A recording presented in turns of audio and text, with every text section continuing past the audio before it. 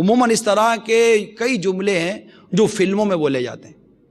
جو معذرت کے ساتھ جو معاذ اللہ فلمیں دیکھنے کے عادی ہیں وہ میری بات سمجھ رہے ہوں گے کہ اللہ تبارک تعالیٰ کے لیے ایسے ایسے جملے فلموں میں بکے جاتے ہیں جن کی مثالیں اس میں لکھی ہیں اور بھی لوگ کہتے رہتے ہیں. بلکہ ڈائیلاگ تو اپنی جگہ پر ہے، گانے. میں وہی واقعی کبھی یہ بھی سوچتا ہوں کہ یہ مسلمان ہے، اللہ کا بندہ، اللہ پر ایمان لانے والا، اللہ کے نام پر کٹ مرنے والا ہے، یہ ہے اللہ اور اس کے رسول کے نام پر یہ جان قربان کر دینے والا مسلمان، دعوے کرنے والا مسلمان، یہ کیسا اس کو ہو گیا، اس کا ضمیر کدھر چلا گیا کہ یہ ایسے ایسے گانے بولتا اور سنتا ہے جس میں اللہ کی شان میں گستاخی کی گئی ہوتی ہے، اللہ کو مطلب برا بھلا کہا گیا ہوتا ہے. اس کی مثال امیل سنت کا بیان ہے، گانوں کے 35 کفری اشعار، رسالہ بھی ہے، کیسٹ بھی ہے. کبھی اس کو سن لیجئے، جڑ جڑی آ جائے گی. کبھی زندگی بھر گانوں کے قریب نہیں جائیں گے کہ بابا یہ کیوں شروع ہے جس سے میرے رب کی شان میں گستاخی کی جائے. میں اتنا مطلب بالکل میں اب ختم، میرا ضمیر مر چکا ہے. کبھی کسی کو دیکھو تو فرشتے کی شان میں گستاخی کرتا ہے، کبھی کسی کو دیکھو تو نبی کی شان میں گستاخی کرتا ہے، کبھی دیکھو دوزخ کے بارے میں بکواس کرتا ہے، کبھی کوئی جنت کے بارے میں بکواس کرتا ہے. یہ سب ہماری بے حسی کا نتیجہ، ورنہ کوئی کیسے بول کر چلا جائے یار. چھوڑو نا یہ سب، چھوڑ فکر دنیا کی، چل مدینے چلتے ہیں. یہ ساری چھوڑ ان چیزوں کو یار کہ کوئی کیسے بولے گا.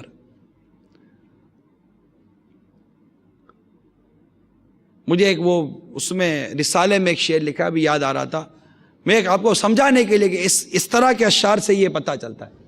مشہور لگتا ہے یہ، تجھ کو دی صورت پڑی سی دل نہیں تجھ کو دیا، ملتا خدا تو پوچھتا یہ ظلم تو نے کیوں کیا. یہ ایک گانے کا شعر ہے، سنا جاتا ہوگا تبھی تو کتاب میں آ گیا.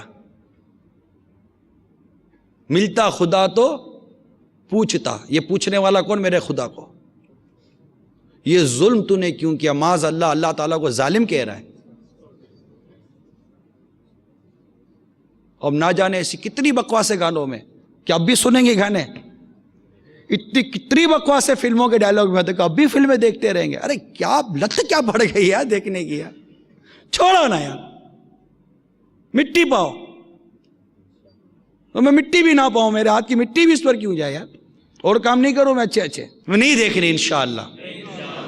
فلمیں بھی نہیں دیکھنی، گانے بھی نہیں سننے اس طرح، اور نہ کوئی فلم دیکھنی ہے نہ کوئی گانے سننے. بیان کیا جاتا ہے کہ حضرت سیدنا حسان بن ابی سنان علیہ رحمت اللہ الحنان نماز عید کے لیے گئے. جب واپس گھر تشریف لائے تو آپ کی اہلیہ کہنے لگی آج آپ نے کتنی عورتیں دیکھی. آپ خاموش رہے.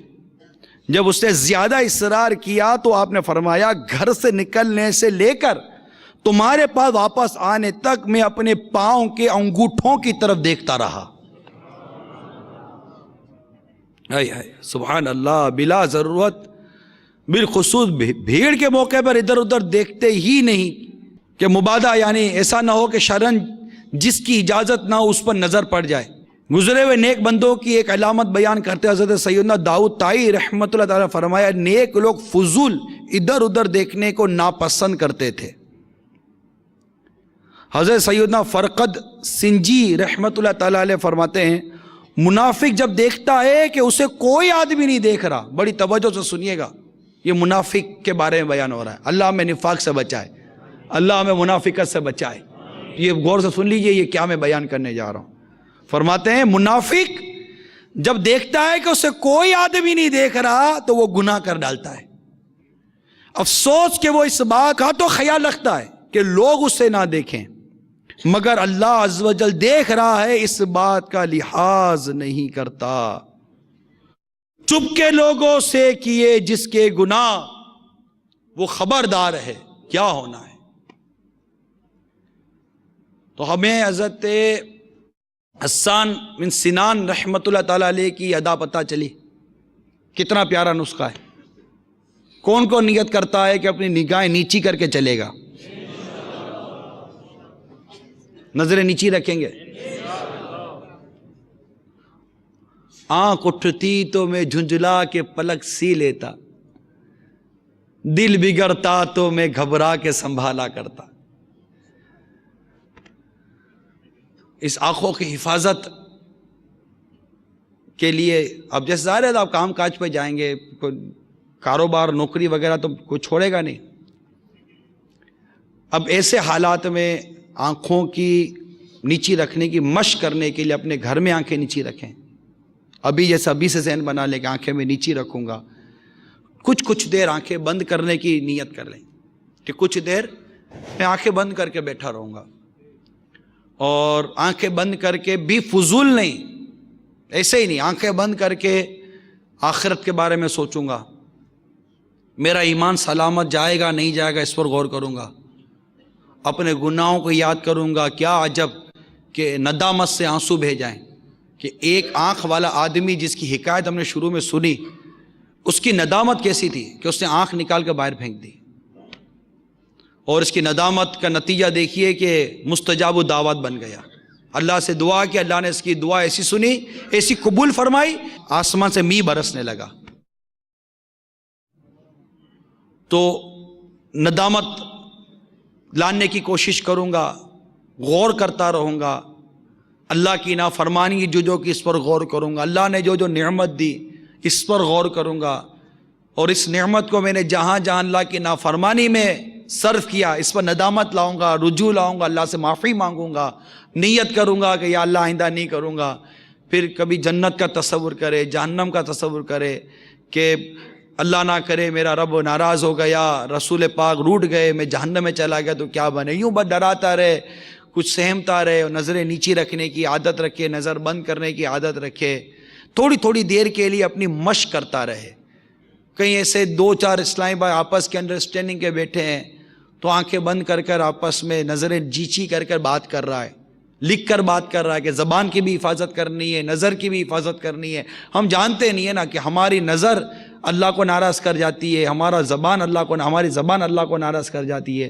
کون سا ہمارا عمل اللہ کو ناراض کر جاتا ہے؟ ہم اپنے ہر اس کی حفاظت کریں، کوشش کریں حفاظت کرنے کی.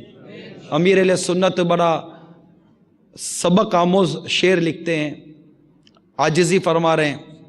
دوزخ کی کہاں تاب ہے کمزور بدن میں، دوزخ کی کہاں تاب ہے کمزور بدن میں، ہر عضو کا عطار لگا کفل مدینہ. ہر اس کا کفل مدینہ، مدینے کا تالا، کہ بالکل جیسا کہ نہ زبان اللہ کی نافرمانی کے لیے چلے، نہ آنکھ اللہ کی نافرمانی طرف اٹھے. آپ بازار میں ہیں، دکان میں ہیں، نظر نیچی رکھیں، نیچی رکھ کر چلیں. جس کو کام ہوگا آپ کے پاس آ جائے گا.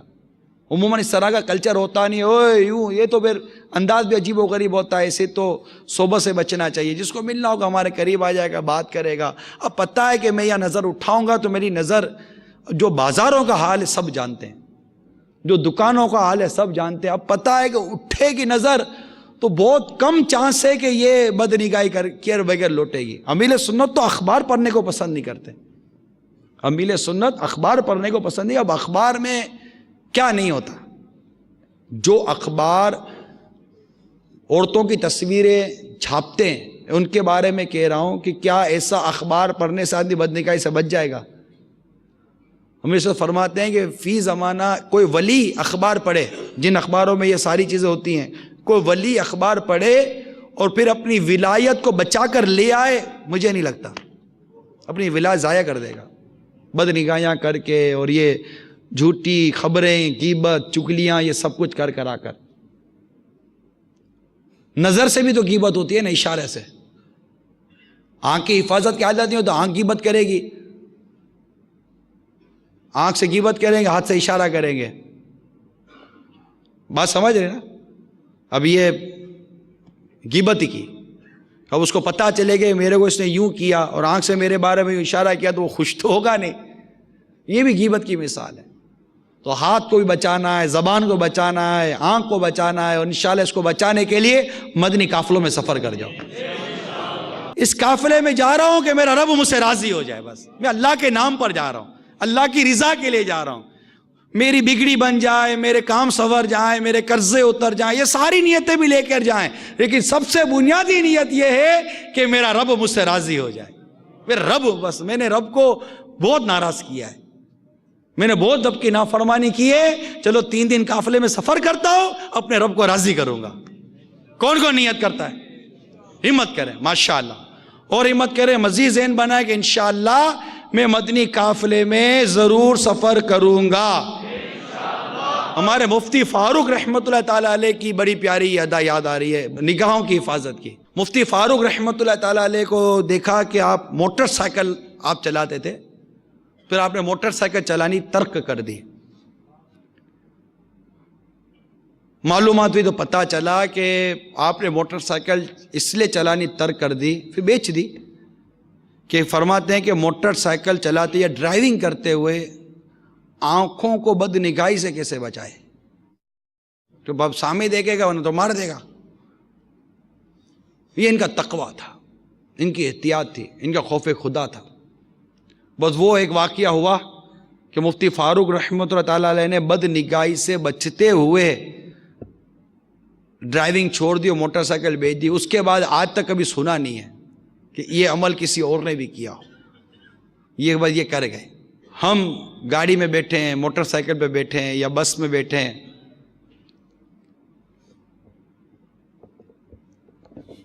کیا